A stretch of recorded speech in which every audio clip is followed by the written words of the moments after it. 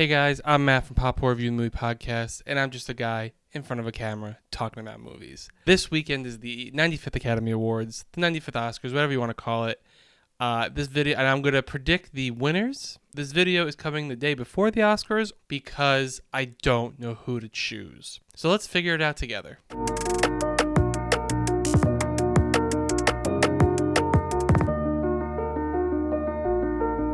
Hey guys, real quick before I start my predictions. I meant to say this in the video, I forgot to, so I'm just going to edit it in now. I did not do any of the shorts because I have no idea who's winning. I'll leave that to the professionals. So enjoy the ones I did predict. So let's start big and work our way down. For Best Picture, I'm giving it to Everything Everywhere All at Once. You're going to have a really good reason to bet against Everything Everywhere All at Once. The only person who can maybe make a case for themselves is All Quiet on the Western Front because of the BAFTAs. And just because how much the Oscars loved it in the nominations, the short list, and the BAFTA long list, and the BAFTA awards, it's Best Picture, it was Best Director, all that stuff. That's the only really one I can feel like having a case against Everything Everywhere All at Once. But Everything Everywhere All at Once has won PGA, WGA, DGA, SAG. It's won the Editing Guild. It's won the Costume Guild. It's won the Makeup and Hairstyling Guild. I mean, like, it's won a lot of things. And it's like you have to be kind of stupid to bet against it. It's just one of those things because it's weird. Everything Everywhere All at Once is this year has been very weird because I feel like I haven't seen a movie where it wasn't the frontrunner at first. People can say it was the frontrunner, but I don't think it really was. I think it was the underdog at first, and then it started winning things, and then you can have a case saying it was the frontrunner, but you can still have it being it wasn't because people kept talking down about it. They're like, I don't know if this is going to be the movie that can win. It might be too weird for people to say it's going to win. So it never really had the power of the dog frontrunner until it won all those guilds. And I really do think it's that. There's no other reason. There's no other person, like I said, except for All Quiet on the Western Front, but that's way, way down. I think it's Everything Everywhere All at Once. And I also think it should win. This movie encapsulates what a Best Picture is. I mean, look at the nominations. It has almost everything. It literally is the Best Picture. Like, it's nominated for so many things. I also think this is one of the times where, like, the movie that's most deserving gets it out of the ones nominated. For Best Directing, I'm giving it to Everything Everywhere All at Once, The Daniels. It's kind of like Best Picture. I mean, like, the directing is so strong in this movie, and it made the best multiverse movie, even when Marvel's making fucking multiversal movies. Then that's saying a lot. I think they balanced weird and sci-fi and action perfectly. And I think they really should be honored for that and be honored to make this, like, to be honored for the movie they made, which was amazing. I mean, I don't really think, kind of like Everything Everywhere All at Once, the only person I can see surprising it is Steven Spielberg because it's Steven Spielberg. I don't think they're going to give it to anyone else. That's just me. That's what I'm saying. Don't come at me. For Best Actor, I'm giving it to Austin Butler, Elvis. Best Actor in a Leading Role, it's a little hard. This one, the acting actually is pretty hard. Usually the acting is probably the most secured ones for Oscars, and this year it's not. There's maybe like one that's secured. And that's why this year's Oscars is very fun to talk about because it's actually a surprise. I mean, this one does have competition. It could be other people. I think Austin Butler won BAFTA. BAFTA's just a very interesting one to win. And I'm going to bring it back to the 2020 or 2021 where it was between Chadwick Boseman for Ma Rainey's Black Bottom and Anthony Hopkins for The Father. Literally, they moved the Best Actor category to the end because they thought it was going to be Chadwick Boseman. And it ended up being Anthony Hopkins. What did Anthony Hopkins win? The BAFTA. What did Chadwick Boseman win? Everything else. So I look at the BAFTA for acting. And sometimes I'm like, BAFTAs are pretty right with that one. So I'm going Austin Butler because of that. And also, he won the Golden Globe. He didn't win the SAG, but there has been times where people don't win SAG and still win the Oscar.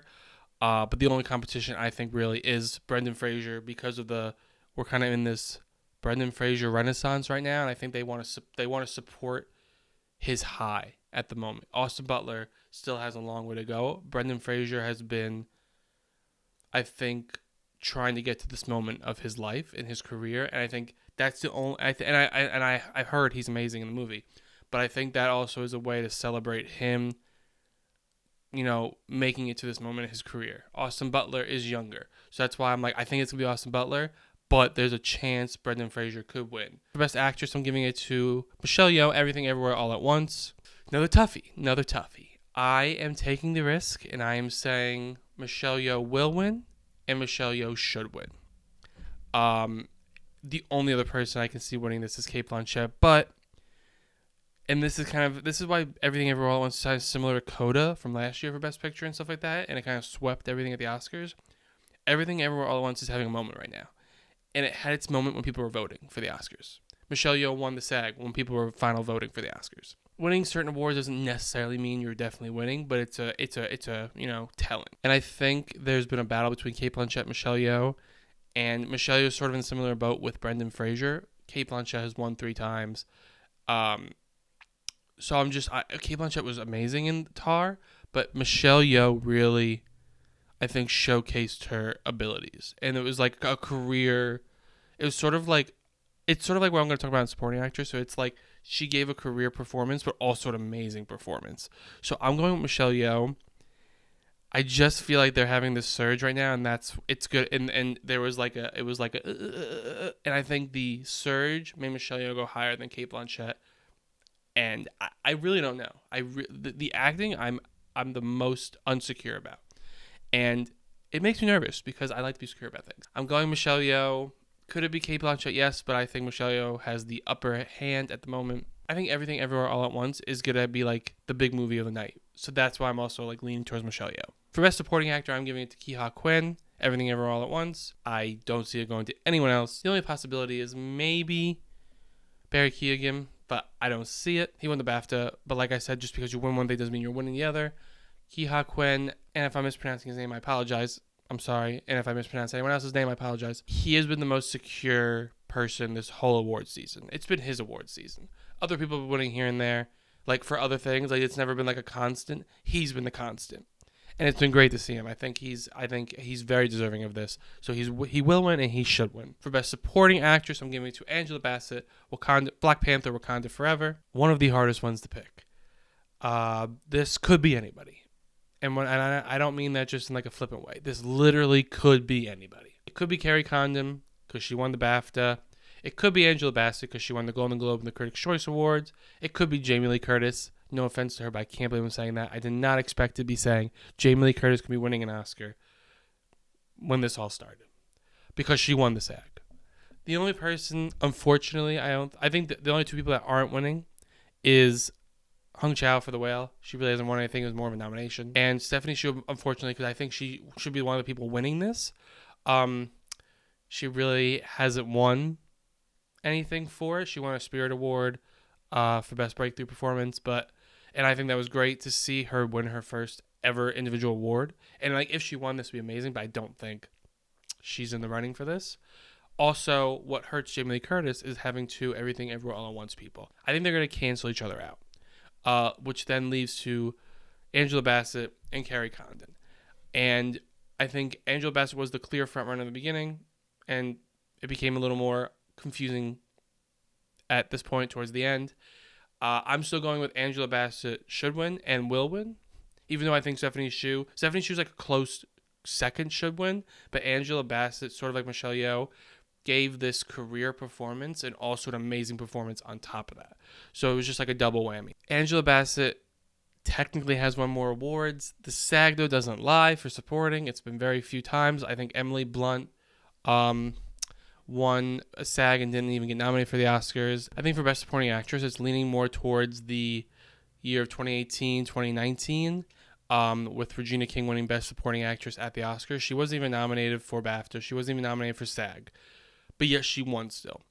I think Angela Bassett did the thing. Sorry, I had to say it. Yes, Jamie Lee Curtis, for her stats for Best Supporting Actress at SAG, they do not lie. It's pretty spot on, but I think this is going to be one of those times where it's not spot on. I think that was more of a celebration of Jamie Lee Curtis from actors.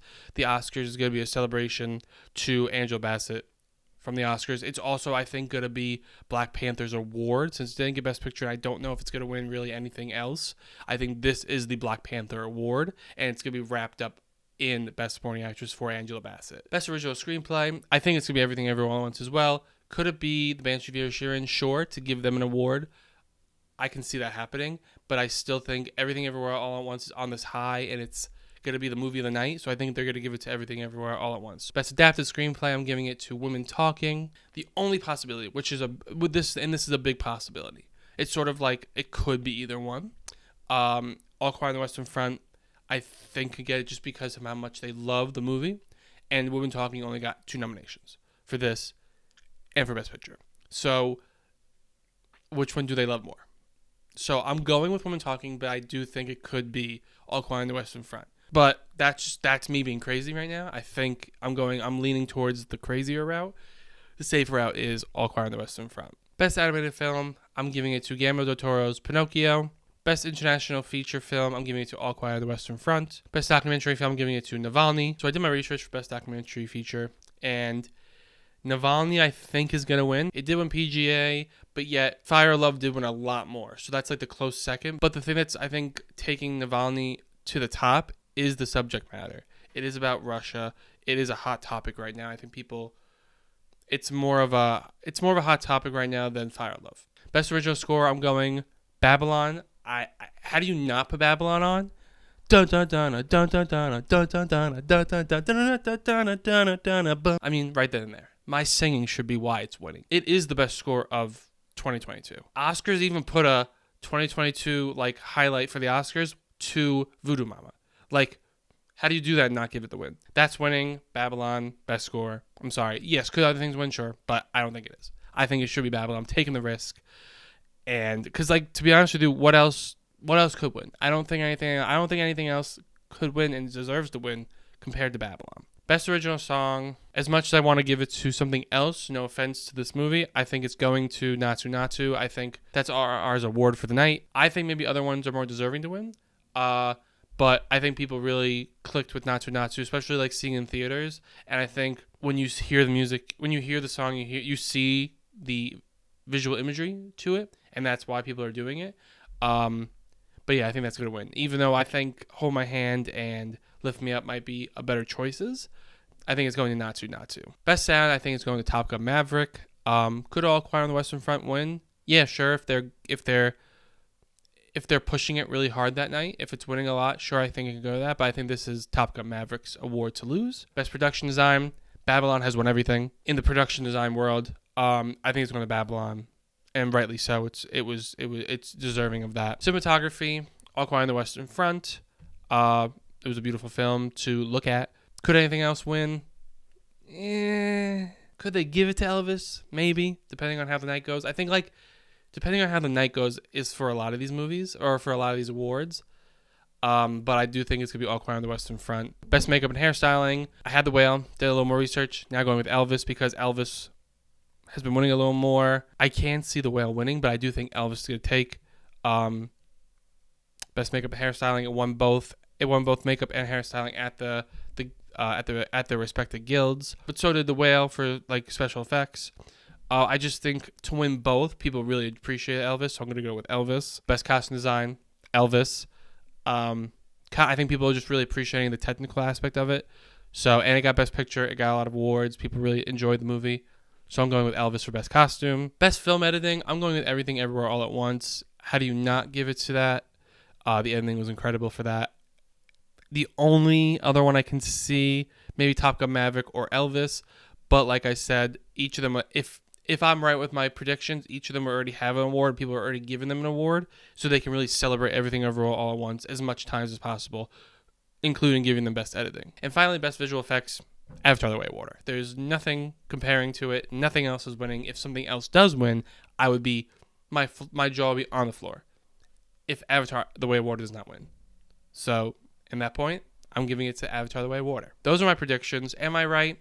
I don't know. We'll find out when we all watch the Oscars. So keep our fingers crossed for Everything Ever All at Once, because I do think it's something special to celebrate, and I hope they do celebrate it. Let me know what you think is going to win, or if my corrections were on par with your corrections. Thank you for watching. Thank you for subscribing. Everything Ever All at Once for the win. Goodbye.